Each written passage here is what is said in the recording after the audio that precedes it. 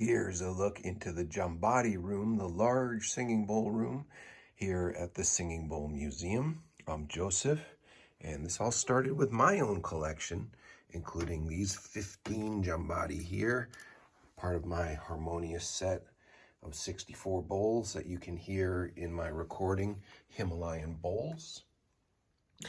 In the Jambati Room, I've got them organized by size and type, starting with these small early period singing bowls. If you read my articles and see my other videos, I divide the bowls into the early and late periods. The early bowls being made with this unique folding method that meant the bowls were thicker and heavier, and a thicker bowl is higher pitched compared to a thinner bowl. This one's also much larger, but very thin bowls can be very deep sounding like that because it's actually the thickness of the bowl as well as the shape of the lip that makes them higher pitched. So a bowl with a heavy lip like this has more tension there, produces a higher tone, even though it's about the same size as that very deep bowl. So here in this corner are all the bowls that are currently on the website, singingbowlmuseum.com, which I started with all the larger pieces. So these are all the bowls that are larger than 11 inches, and they go up the antiques to about 13 inches. If you are wondering if a very large bowl is an antique, anything bigger than that probably is not an antique, and most of them were in the 10.5 to 11 inch range. This shelf here I have organized by size from some smaller 8 to 9 inch pieces, which are among the most rare.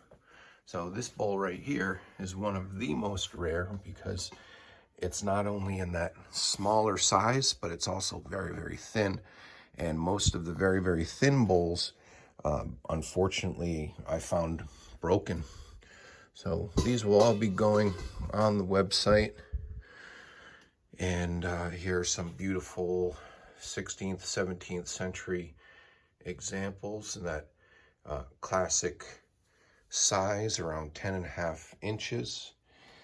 Here's a few less expensive pieces that are a bit later, more 19th century examples, 18th, 19th.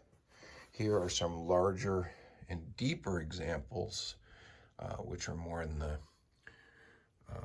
well, all of these that are, except for what's on the website right now, are, I think, smaller than 11 inch. So these are the better 11 inch bowls here.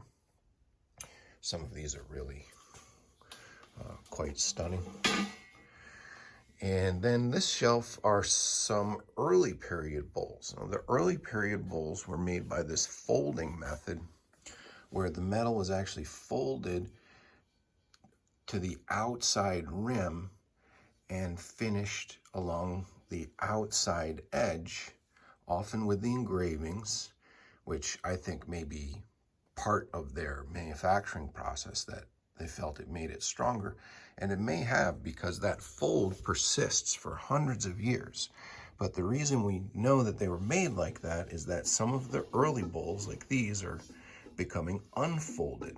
This was a technique that was used until about the 16th century, and the early bowls can be distinguished by this method of manufacturing, where the metal was folded around the outside. You can see this is the seam where the fold ended, and they're starting to come unfolded.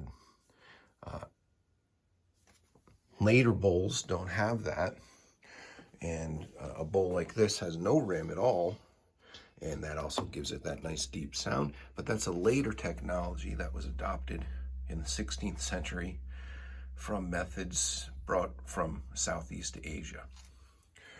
So that's the bowls in the Jambati Room, the large singing bowls at Singing Bowl Museum, singingbowlmuseum.com.